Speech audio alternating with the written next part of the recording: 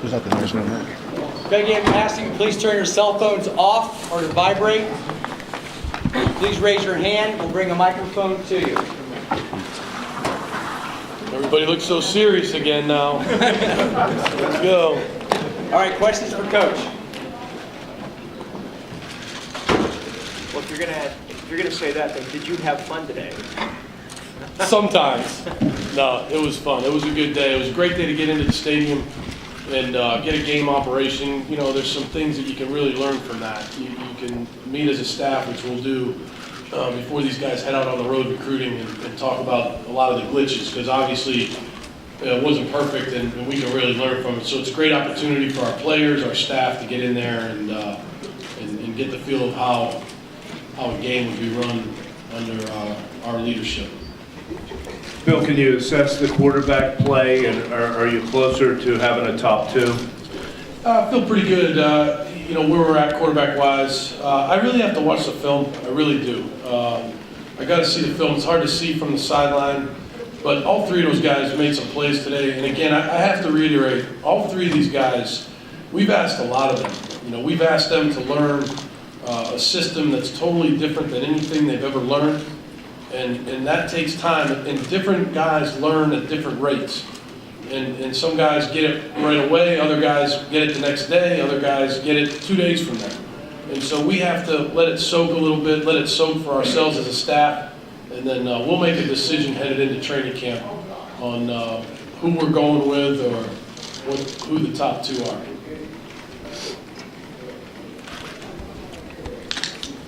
Bill, two-part question for you right in front of you, please. Did you have any particular thought or emotion as you came out onto this field today? And what did you say to the guys right after in that huddle? Right before the game? When you first came out, yeah. Sure. Yeah, it's a great place. I mean, I was very excited. I wish the weather was a little bit better, but I can't control the weather. But it was a great day. It was really pretty neat for me to run out with that team, and we got a bunch of guys that are very excited to be a part of this Penn State football family, and it was a fun day for me to coach a spring game in Beaver Stadium. And what did you say to them after that quick huddle, just right after? Take it into the locker room. Deep. Yeah, I mean, bring it up, break it down, and take it into the locker room. Coach, can you talk about... I love your hat. Thank you very much. It's a hard time right now, but thank you. Yeah, it's a 162 game season. Typical Red Sox fan. Coach, can you talk about the format of today's game, why you chose to go with it, and how you felt it went throughout the day with the coaches out there and running ways, the way you guys really wanted to run it? Yeah, again, I think I really got to go back, and what we do is we go back and we talk about it as a staff and research how that went. I thought it went well. I mean, there's a bunch of points on the scoreboard, and I think one of the main things I wanted to do there was reward the defense for good plays, and obviously they made a lot of good plays today, and you know, the defense is probably ahead of their offense right now, and that's to be expected in a new program, you know, when everybody's learning new things. So I felt it was pretty good. I think it was exciting for the fans at times. I'm not saying it was the most exciting game in the world, but I said it wasn't going to be the most exciting game in the world. So, but again, it was great to see all the fans out there, and I think it was a good day for Penn State football. Bill, you talked about it not being potentially very exciting. How much of your offense did the fans, would you say, saw today, and how much did you kind of pull back on the throttle? They saw about 10%. Bill, I wanted to ask you about Bill Belton. How do you feel he ran the ball today, and are you happy with the way he's adapted to the new position? Been really happy with Bill. Bill's a guy that is a smart guy. He's a quiet guy. He works at his craft, you know, and when we moved him there, he's picked it up pretty well, and he's got good instincts. I want him to carry the ball a little bit closer to his chest and take care of the football, because, like I tell these guys, you know, when you carry the football, you carry the hopes and dreams of this football team. So ball security will be something that we'll talk to him about. But again, he's had a good spring and been very happy with that position switch. That was a good one. Bill, you were talking about your offense out there. I noticed you guys were writing the plays on a blackboard, 2, 14, 30, stuff like that. Was that simple, just to make it easy? We did that in New England. Did the I same was on the sidelines in New England. Oh, you weren't? Oh. No, we just, it's just wrist, some plays are wristbanded, and we also have a signal system, but we certainly weren't going to signal plays in with the game being on the Big Ten Network. So we just used our wristband system today. We have several ways of getting a play in, and that's probably the simplest form right there is to just write the number on the board, and the number corresponds with the play on the wristband. Coach, we saw a number of passes to the tight ends, which a lot of people were kind of expecting. How much do you enjoy that, given what we saw in New England, and did we get a little bit of an indication of it today? Sure. We've got a good group of tight ends. They're all learning a new system, but I don't know how many of those passes were completed, but we'll definitely, we spread the ball around in this offense. And the one thing people have asked me about the tight ends over and over again, because of the success we had the last 2 years in New England. But again, every year's different, every team's different, so we're still evaluating this team, and we'll spread the ball to the tight ends, the receivers, the backs. Hopefully it'll be very balanced. So, but again, the tight ends will be a big part of what we're doing, and we'll keep developing them in training camp. Phil, you've talked about other factors in how you evaluate quarterbacks. How important is pocket awareness to you when you're evaluating quarterbacks? Yeah, that's a great question. It's a big part of it. Having an understanding that the centers and guards set the depth of the pocket and that the tackles set the width of the pocket is very, very important for the quarterback to understand. And young quarterbacks don't always get that. And so we talk to them about hitting their back foot and climbing the pocket, to respect the integrity of the pocket. And so that's a work in progress. I thought it got a little bit better today. I thought that all three of those guys, I can just picture in my mind each one of them climbing the pocket and stepping up and making a good throw. So I think, and a lot of it has to do with how the line's blocking too, that sometimes they had to block better. So it all works together. But I was happy with how they did that at times today. Bill, when you've been asked to sort of assess the team throughout this stretch here, you mostly talk about intangibles, the hard workers, they're coachable, etc. Now that you're at the end of spring practice, I wonder, do you have a better sense of the tangibles, what kind of athletes, what kind of talent you have? Yeah, I have a better sense after winter conditioning. I do have a better sense of that, and I think that we've got a big team. I think we've got a physical team.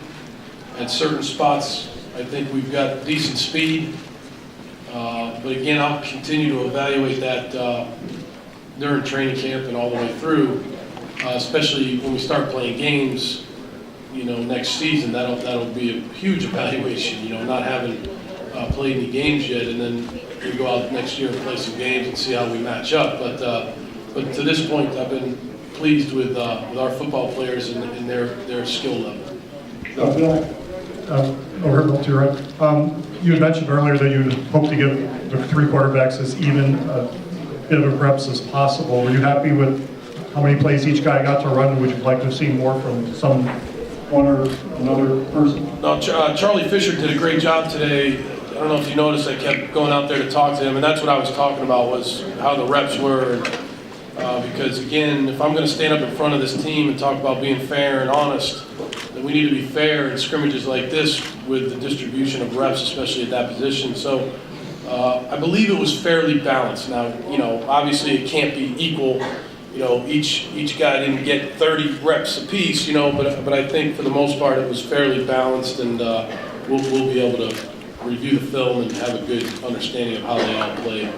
Bill, you came into this thing back down in front of you with your eyes wide open. This is more than a football program. There are people who come from places where they learn to lose, like Boston, all the way to Florida, and it's a $100 million program. Is there one thing that you've learned, either you picked up or that somebody said to you since you've been here, that you think is going to be the most helpful going forward?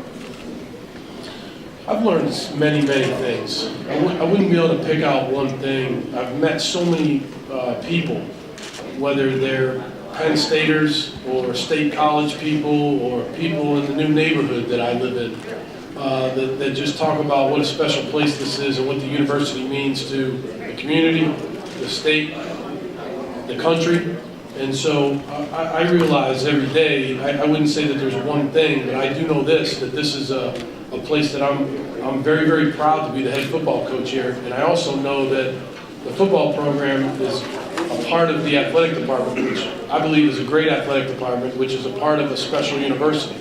And that's all we are. We're a big part. Obviously, there's a 108,000 seat stadium that we're sitting in right now.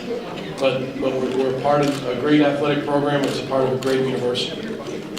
So, Bill, when spring practice started, there were some questions about the defensive end position and lack of game experience, guys coming off of injury like Massaro and everything. And they talked about hopefully getting a 5-game rotation. Do you feel good about the defensive ends now, coming out of spring practice? I feel very good about our front seven on defense. I think we've got 8 to 10 defensive linemen that can all rotate in there and play. You know, obviously led by Jordan Hill. You know, he's one of the better inside defensive tackles that I've been around. I feel good about our linebacker core. You know, we haven't seen Mike Mowdy. You know, he's coming back for training camp, and we're really looking forward to having him back on the field. So I'm happy with the front seven, and that would include the defensive end spot. So we've got to make a few switches on the in the secondary, moving Drake over and shifting Amos to safety. How do you think that's come along so far? And are you happy with the depth you have there? Yeah, we had to make some moves over there just to get some numbers over there. That was the big thing, and you know, all those guys have shown flashes. You know, Stephon Morris has had a great. Everybody asks about the position changes, but you know, it also starts with the guys that have been there, and Stephon Morris and Malcolm Willis. Those guys have had really good springs. They're good leaders for us, and those other guys that you mentioned have come in there and done a good job too. Amos, you know, those guys have done a nice job too. So again, it's not the deepest position on the team, but there's guys there that can play football. Bill, I'm back here. Obviously, an important day for your players, but for your coaching staff, can you kind of explain how important it was to kind of start that communication process that you guys have been dealing with throughout games, throughout the season? You know, how you guys communicate yourself? Yeah, that's a big part of it, and you know, I wish we'd probably done it one more time this spring. Looking back on it, I wish we'd come over here one more time for a scrimmage, but we didn't, and so we'll have to go off of this one. But a lot of us have worked together. You know, like for instance, I've worked. It was funny. You know, you get on the headset. I haven't coached with Mac in a long time, but it was just like yesterday. You know, you get on the headset and you know what he's talking about and what he's looking for, and the same thing with Ted Roof. So it's kind of like riding a bike, and that's the best thing about having a staff that you've worked with before. So you know, I feel very good about our communication, where it will be, not where it is right now, but where it will be. But again, we'll get in here during training camp for at least one more, maybe 2 game-like scrimmages where we have coaches in the press box and coaches on the field and keep working at it. Coach, how did you come out of this scrimmage and the spring in general from an injury standpoint? Anybody get banged up today? Everybody doing? Yeah, we had some rough last couple days. TJ Radigan had a knee today. I'm not sure what it is. Didn't look great. Great kid. Felt terrible for him. James Van Fleet the other day in practice, you know, knee, and not sure exactly what that is, but because the swelling there's a lot of swelling there, but great kid. Felt terrible for him too. So, you know, you just hate to lose anybody. You know, I met with the parents of our players this morning and, you know, talked to them about the violence of the sport, and feel great about our training staff led by Tim Bream and our team doctor, Dr. Sebastianelli. There are a couple guys there that really care about these kids and will take care of them. But, you know, you hate to see injuries, but those things occur in football. Bill, can you talk about Paul Jones' overall body of work this spring? What does he need to show you where he's going to develop? Paul Jones has gotten better every single day. And Paul Jones and I have a unique relationship because we both have unique senses of humor. And he's been a fun guy to coach. And, you know, I'll keep between he and I what he needs to do to win this starting job. But he made a lot of strides this spring, and he's doing better in school. And I've really enjoyed being around Paul Jones. Okay, thanks, Coach. Okay, thanks.